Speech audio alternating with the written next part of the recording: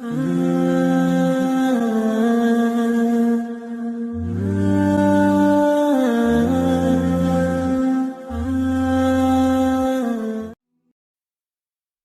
ایسے دوست کی ضرورت نہیں جو میرے بدلنے پر بدل جائے اور جو میرے سر ہلانے پر سر ہلائے۔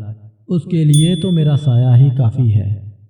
انسان کا سب سے بڑا کارنامہ یہ ہے کہ وہ اپنے دل اور زبان کو قابو میں رکھے۔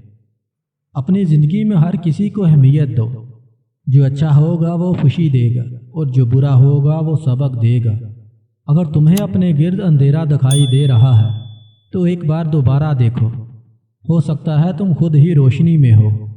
پرندوں کی آواز سننا چاہتے ہیں تو پنجرہ خریدنے سے بہتر ہے کہ آپ ایک پودا لگا لیں۔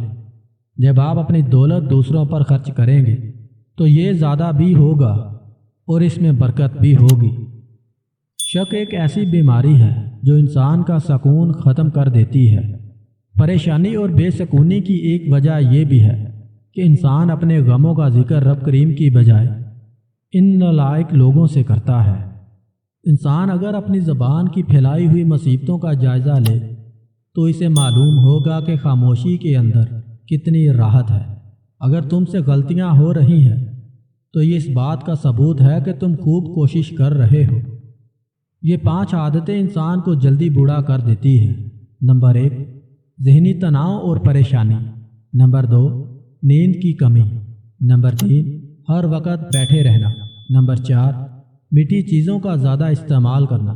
نمبر 5، آئل والی چیزوں کا زیادہ استعمال کرنا۔ جس کے ساتھ بھی رہیں مخلص رہیں۔